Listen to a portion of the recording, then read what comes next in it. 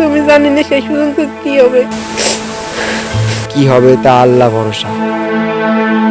2024 সালের এসএসসি পরীক্ষায় অন্তর গোল্ডেন এ প্লাস অর্জন করে পরিবারের মুখে হাসি ফোটান, কিন্তু সেই হাসি বেশি দিন স্থায়ী হয়নি। হঠাৎ অসুস্থ হয়ে পড়লে পরীক্ষায় তার শরীরে ধরা পড়ে দুরারোগ্য ব্যাধি ব্লাড ক্যান্সার। তার চিকিৎসায় প্রয়োজন প্রায় 16 লাখ টাকা।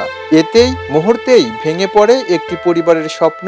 যে ঘরে একদিন ভবিষ্যতের গল্প হতো, আজ সেখানে শুধু নিঃশব্দ কান্না আর অসহায় দৃষ্টি। আমাদের একটা গরু ছিল, সেই গরুটা বিক্রি করে চিকিৎসা চালাইছে। আর আমার কিছু বন্ধুরা দিছিল, স্কুল থেকে ফান্ডের থেকে কিছু উঠছিল। এই দিন মোটামুটি এই প্রথম মাস ট্রিটমেন্ট হয়েছে। চালানোর মতো সামর্থ্য বলতে গেলে একেবারে নাই, খুবই কম। পরে কি হবে তা আল্লাহ ভরসা। গোপালগঞ্জের টুঙ্গিপাড়া উপজেলার কুশলী ইউনিয়নের কৃষক ভুলু মিয়া শেখ ছেলের জীবন বাঁচাতে নিজের গরু বিক্রি করে আর সাহায্য পাওয়া অর্থ দিয়ে চিকিৎসা চালিয়েছেন। এখন অর্থের অভাবে বন্ধ হয়ে গেছে চিকিৎসা। প্রতিদিনই বাড়ছে অনিশ্চয়তা আর কমছে পরিবারের আশা। তাই ছেলের জীবন বাঁচাতে সমাজের বৃত্তবানদের নিকট হাত বাড়িয়ে দিয়েছেন তিনি। 12 থেকে 14 লক্ষ টাকা লাগবে, 3 থেকে 3.5 লক্ষ টাকা নগদ আটের রাখতে হবে, আর বাদ বাকি মনে করেন পরে দাফে দাফে যাবে।